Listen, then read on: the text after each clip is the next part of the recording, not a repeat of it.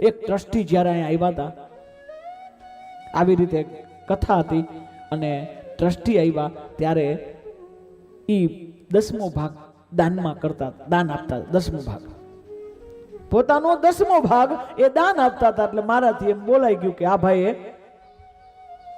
10મો ભાગ દાન આપે છે, આ ભાઈ 10મો ભાગ ધર્માદામાં કાઢે છે, આવું બોલાઈ ગયું. ત્યારે માઇક એને હાથમાંથી લઈ અને કીધું માફ કરજો શાસ્ત્રીજી, જે બોલ્યા એવું કઈ છે નહીં, હું 10મો ભાગ આપતો નથી. મારો ભગવાન એટલો હારો છે ને કે 9 ભાગ મને આપી દે છે, એક જ ભાગ એની પાસે રાખે છે. આ મારો ભગવાન છે. હકીકતમાં ભગવાન આપને બધું આપી દે છે, આપણે શું ભગવાનને આપવાના? હમ ક્યાં દે સકતે હૈ? તો અહીંયા બલિરાજા આપવા વાળા લાગે છે. હકીકતમાં તો બલિ એ નારાયણ જ છે અને બલિનું જે ધન છે એ નારાયણ જ છે અને બલિના ધનને જે સ્વીકાર કરવા આવ્યા એ વામનજી એ નારાયણ જ છે, અલગ નહીં હે. આ બધું એનું જ છે, એને જ દેવાનું છે. તેરા તુજકો અર્પણ ક્યાં લાગેગા મોહ, મેરા મુझ में કછું નહીં, જો કુછ હે સો તોડ, તેરા તુજકો અર્પણ. તારું છે ને તન દેવામાં ગણતરી છે ને. એક કથાની અંદર બેનો બેઠા હતા, એવામાં એક પુરુષ આવ્યો, એક સ્ત્રીને જઈને કઈ કાનમાં કીધું. ઓલીએ તરત પૈસાનું પાકીટ આપી દીધું. એ પાકીટ ખોલીને ઓલાને જેટલા જોતા હતા એટલા લઈ લીધા અને પાકીટ પાછું બંધ કરી અને ઓલી હાથમાં આપી દીધું. કથા પૂરી થઈ લઈ તો નીકળી ગયા. એ તો ઓલો ભાઈ તો નીકળી ગયો તો વેલા જ. કથા પૂરી થતા મહારાજના મગજમાંથી આ દ્રષ્ટિ જોતી આમ એમ થાય કે શું છે, લાવ પૂછું, જાણું. કથા પૂરી કરીને તરત બેન પાસે ગયા. બેન જય શ્રી કૃષ્ણ, માફ કરજો મારે પૂછાય નહીં, પણ ઓલા આવ્યા હતા એ કોણ હતું? તમારી પાસે આવ્યા હતા એ કોણ હતું? ઓલા બેને કીધું છે આવ્યા હતા ને એ મારા ઘરવાળા હતા.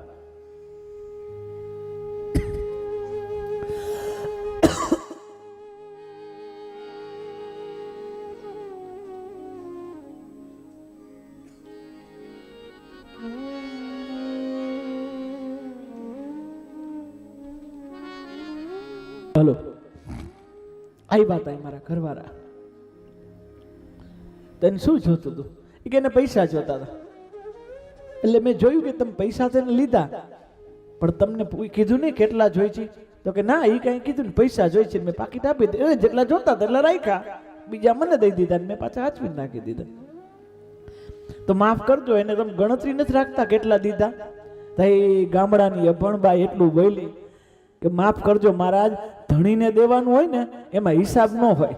જ્યારે ધણીને દેવાનું હોય ને એનો હિસાબ ન હોય તો મહારાજના હાથમાંથી જે ગૌમુખીને માળા હતી ને એનો ઘા થઈ ગયો. અને મહારાજે કીધું પછી ધણીને દેવાનું હોય ને એનો હિસાબ ન હોય. જ્યારે ધણીને દેવાનું હોય તેમાં ગણવાનું શું હોય? જાપ કરવામાં શું ગણવાનું હોય? એ જ્યારે એને જ દેવું છે, ધણીને દેવું, એનો હિસાબ ન હોય.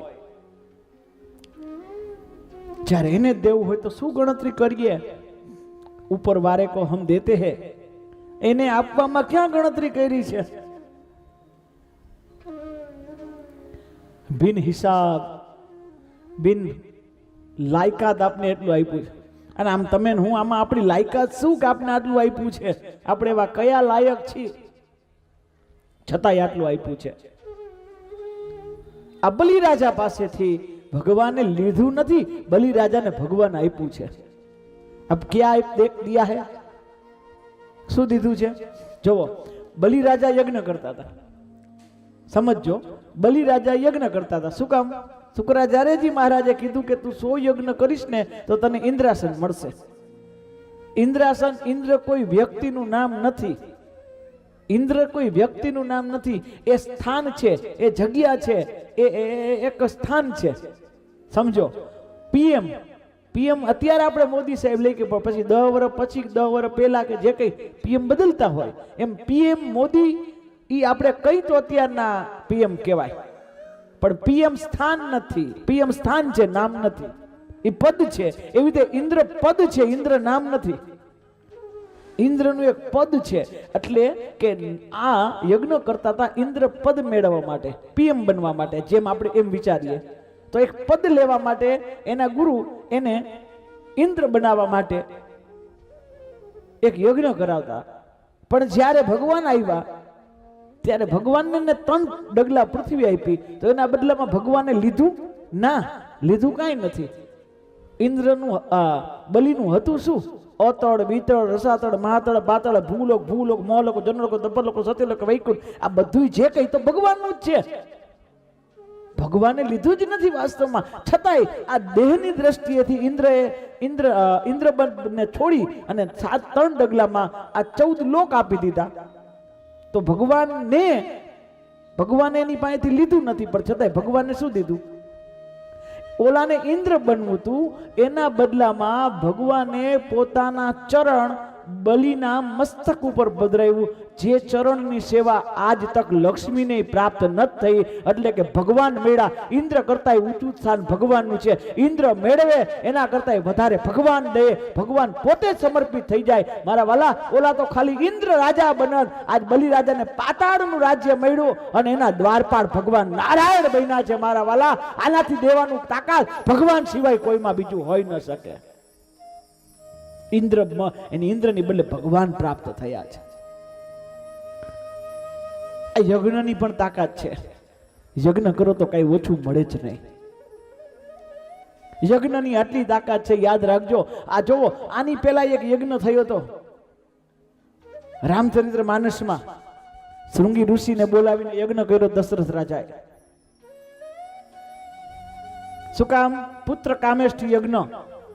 દીકરો જોતો હતો દશરથજીને, દીકરો જોતો તો ને યજ્ઞ કર્યો. તો યજ્ઞની સામર્થ્ય કે દીકરો જોતો તો મૈડા દીકરા, એક દીકરો જોતો તો મૈડા 4. આ યજ્ઞની તાકાત છે. અને આગળ પણ જોવો, એ જ યજ્ઞની રક્ષા કરવા માટે રામને અને લક્ષ્મણને મોકલે છે વિશ્વામિત્રજી સાથે.